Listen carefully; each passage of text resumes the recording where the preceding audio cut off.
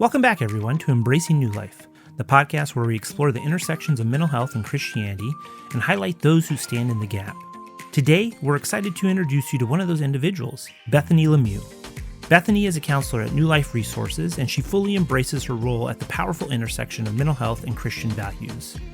In this first part of our two-part conversation, we'll dive into Bethany's personal journey, what led her into the counseling profession, and explore her experience as a highly sensitive person. But first, here are a few sound bites from today's episode. So developing and maintaining relationships has been really important to you. Mm-hmm. Yeah, just seeing, the Christian perspective really helps me to understand why people matter. Yeah. Real quick, I know you weren't prepped for HSP, but highly sensitive people, for people who have heard the term, don't know a lot about it, and are curious or are thinking like, oh, maybe I fall into that category. What are some things that they should be aware of if they're that type of person? Some of the factors of highly sensitive has to do with how you experience yourself and the world. And so you experience it in a way, and I didn't realize other people didn't feel it this way. I'm like, don't you just feel it in your body? Or aren't you just moved by what you experience? And people are like, no. Some people are like, no, that doesn't happen to me. I'm like, oh, okay, I thought this was just fullness of who God is includes highly sensitive people. And so how to embrace that, but then also know how you're going to have to navigate your world considering this is the way you experience it. Yeah. Mm-hmm. You know what time it is. Grab your favorite beverage, find a comfortable spot, and sit back and relax. Or, if you prefer, take us along on a walk or while you get things done.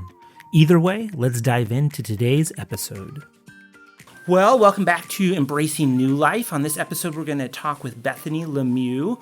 Bethany LeMieux is an LPC at New Life Resources, and so we brought her in today to share some of her background, some of her personal stuff, some of how she got into counseling, and then one area of focus that she'd like to share with the audience today. So why don't we start there? Welcome, Bethany, to Embracing New Life. Hi. Yeah, welcome, Bethany.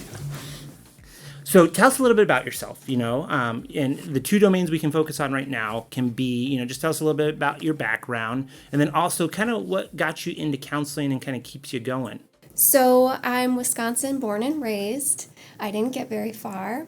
I have been married to my college sweetheart and we have 3 kids.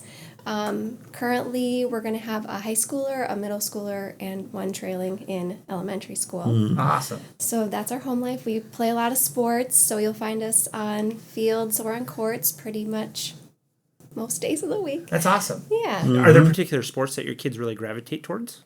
All of them, but especially baseball. All 3 will play in the summer. Well, my daughter, she'll play softball, but same difference. And basketball, football, taekwondo, just lots of everything. Yeah. Keeps you busy for sure. Yeah, they love it. That's awesome. Mm-hmm. So, what kind of brought you into counseling? What led you into this profession? What sustains you in this profession? Yeah, I'm not super surprised that I ended up in the field. I've been pretty curious about how people work and what makes people the way that they are. And I've just been kind of an observant person. I like to see and watch and look for patterns. So I've been like that for a long, long time, since as long as I can remember. Yeah. And I also, I'm what they would call highly sensitive, and so I experience my world in a really deep way. And so when I notice something, I also feel it very deeply.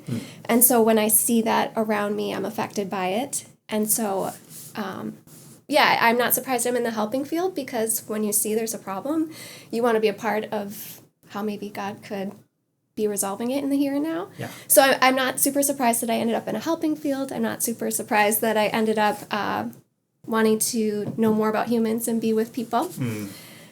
I started in kind of the biological sciences, thinking that I was going to help people by learning why their body does what it does.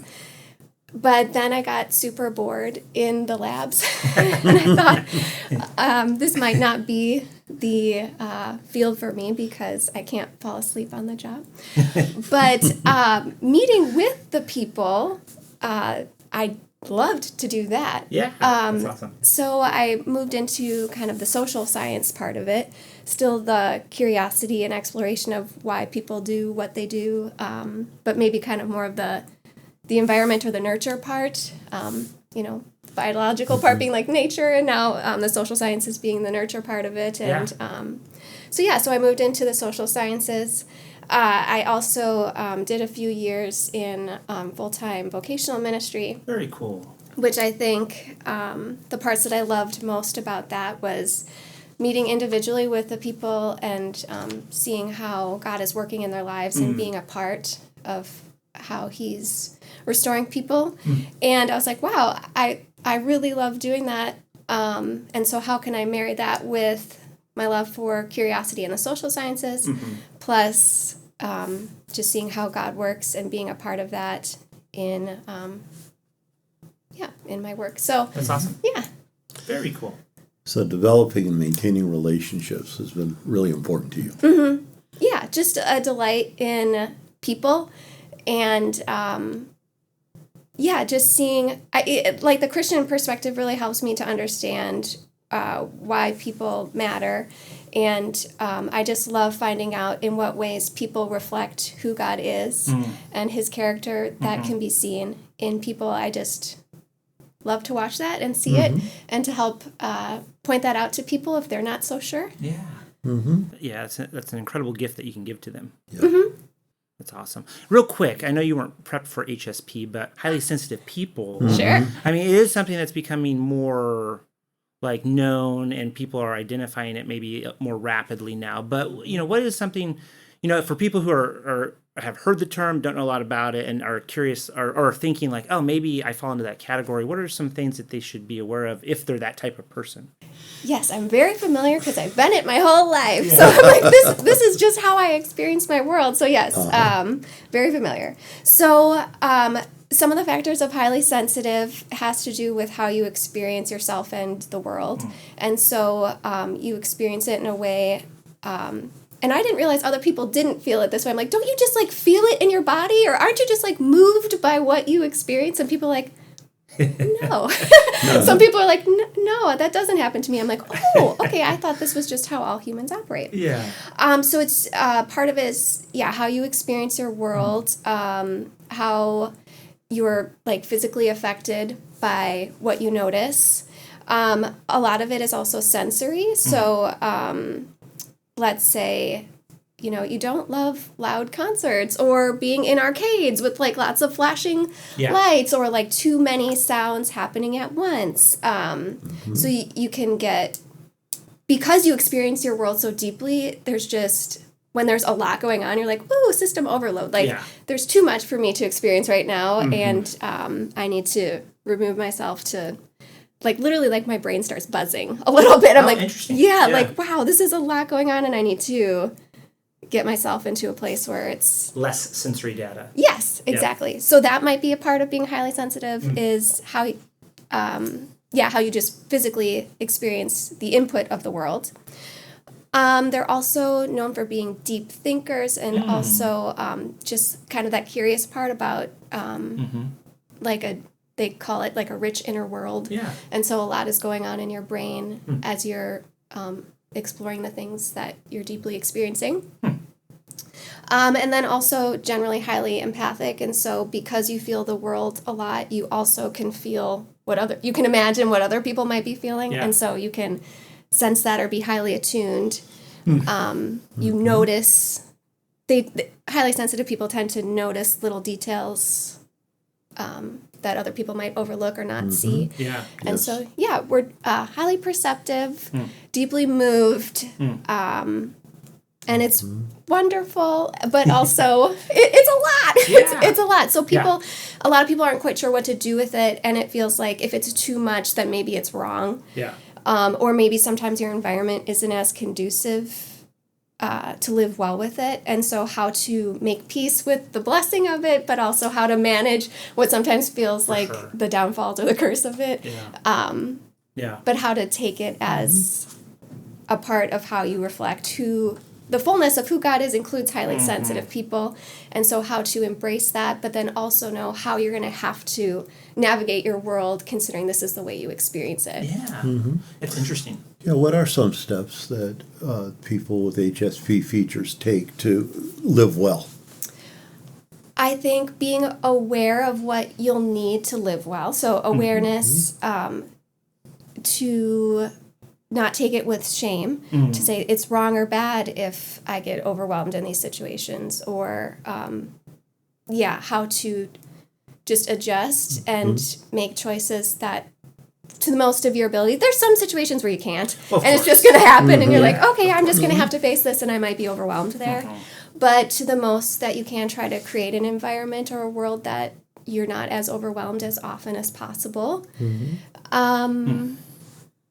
And to, again, with that resolving shame part, how to just embrace it as a part of who you are and see the benefits that it provides. And exactly. Yeah. Pros and cons. We want to describe, not judge. Yep. Yeah, it can be a superpower, which is fun. Yeah. I would imagine, though, in our modern society, man, there's just so many stimuli that, it could be overwhelming pretty quickly at times. Yep. So how to accept that you might get that way, how to know, like, okay, if I have all these things happening in a short period of time, I'm going to have to take some time to recalibrate, and that doesn't make me wrong or bad. It just is how I'm going to have to take care of myself to live well. Yeah. I was thinking, I don't know that there is, or if you guys know, but that rich inner world, right? Does that mean if kids with HSP, are they more imaginative when they're kids? Like, does that lead to a more like imaginative life or greater dreaming, that you recall? Like, is there any research or any information on that? I just thought about it. I would assume it would go hand in hand. Yeah. I was just telling you guys, I have, so my 10-year-old is also highly sensitive. And he was just telling me about his rich inner world of how he was going to make a pool happen in our neighborhood. And he's, I kid you not, just this morning, he's like, I'm too imaginative. Like, I just want this to happen so bad. And I'm just thinking about it so much. Yeah. And he's planned everything out. And it's adorable, but then he's disappointed when his imagination can't come to fruition. So, anecdotal evidence, I would say, of imaginative kids. Generally it could come out in the arts. That's another part I didn't mention, is that, like, you just have such, like, beauty, and you're just moved by what you see and hear in deeper ways. And so music and the arts, like, when you see something, you're like, oh, that could just make me cry. It's just so beautiful. So it's just, imaginative plus creative or artistic could definitely be combined in that. That's awesome. Yeah, and it's a fun story from your son. So literally just this morning. That's great. Well, we appreciate you being with us on this episode of Embracing New Life, and we look forward to future episodes where you'll join us as well. But we thank you for your time and look forward to talking to you in the future. Thanks. Thank you. Be sure to join us next Monday for part 2 of our conversation with Bethany LeMieux. In that episode, you will learn more about how she approaches therapy and learn about one particular area of focus that she walks with clients through. Embracing New Life is a production of New Life Resources, a Christian counseling clinic in Southeast Wisconsin, whose aim and goal since 1976 has been to provide high-quality professional counseling, psychological, and consulting services from within a Christian framework.